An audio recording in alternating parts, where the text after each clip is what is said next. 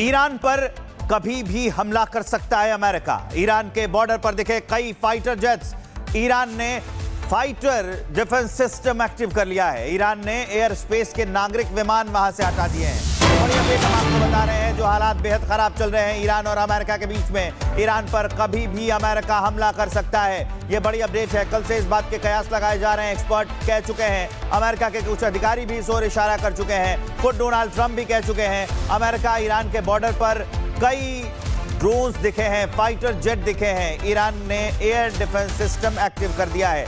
Iran ने air space से नागरिक विमान भी हटा लिया है। तो ये बेहद चिंताजनक है। तस्वीरें हम आपको दिखा रहे हैं, जो एयर ट्रैफिक है वो आप दिखा रहे हैं। एक और बड़ी खबर है, हमले की आशंका को लेकर ईरान ने एयर स्पेस बंद कर लिया है। एयर स्पेस बंद करने के बाद ईरान में हाई अलर्ट है। एयर स्पेस में आने वाले विमान को मारने के आदेश दे दिए गए। ईरान के एयर डिफेंस कमांड को आदेशित कर दिया गया है। ये तस्वीरें देखिए, जो तस्वीर हम आपको दिखा रहे हैं, नागरिक विमान यहां से नहीं उड़ रहे हैं। वो जो खाली जगह है जिसे हम दिखा रहे हैं, इससे अंदाजा लगाइए वहां नागरिक विमान नहीं है। हालात तनावपूर्ण है, हालात खराब है। अमेरिका कभी भी हमला कर सकता है, चेतावनी जारी कर दी गई है। पहले भी धमकियां दी गई हैं। हालांकि ईरान भी तैयार है, वो कह चुका है कि अगर हमला होता है तो वो बराबर हमला करेगा और मुंहतोड़ जवाब देगा। लेकिन स्थितियां दोनों देशों के बीच में बेहद चिंताजनक है और उसी चिंता को बताती ये तस्वीर हम आपको दिखा रहे हैं। और ईरान को लेकर अभी तक क्या अपडेट है, अब वो हम आपको बताने वाले हैं।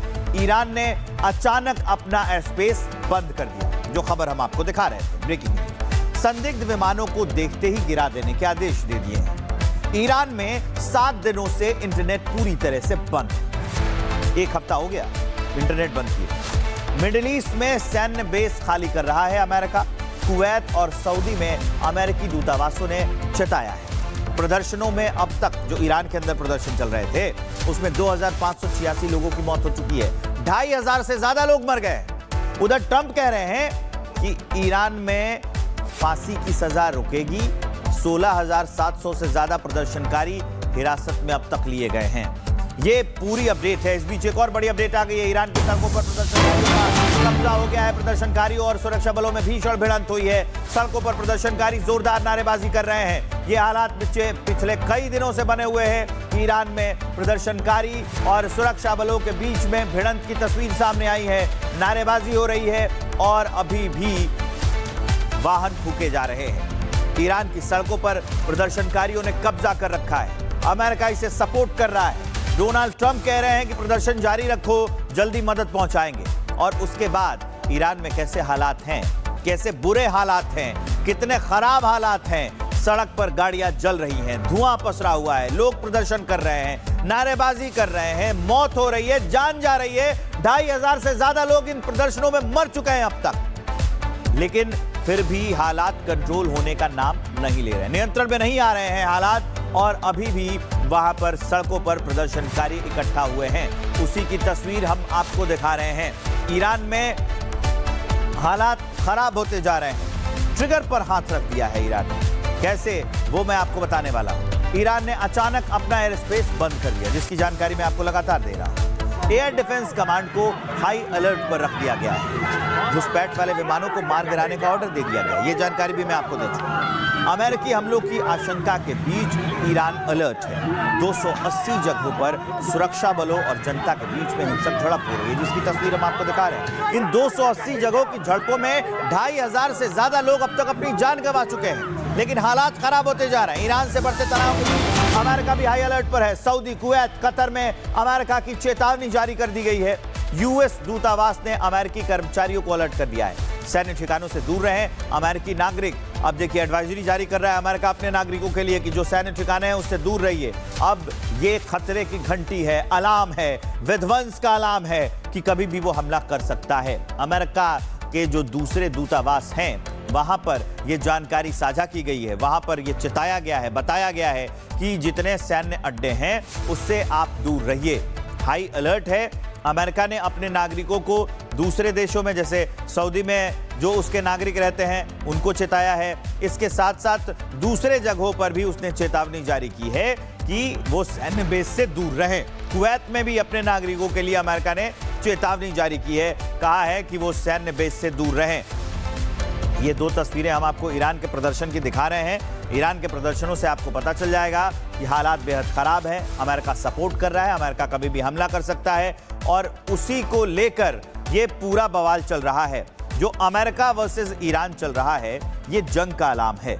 ईरान और अमेरिका के बीच में जंग की आहट अब तेज होती जा रही है। ईरान की धमकी के बाद यूएस बेस पर हलचल तेज हो गई है। ईरान ने कहा है कि हम भी मारेंगे, हम पलटवार करेंगे। कतर के सैन्य एयरबेस खाली करा रहा है अमेरिका।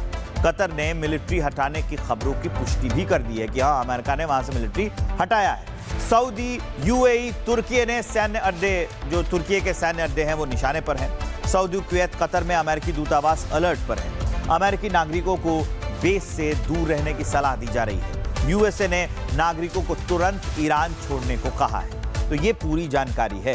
यूएसए कह रहा है कि ईरान में रह रहे अमेरिकी नागरिक उस पूरे जगह को छोड़ दें, क्योंकि हमला कभी भी हो सकता है। स्थिति तनावपूर्ण बनी हुई है।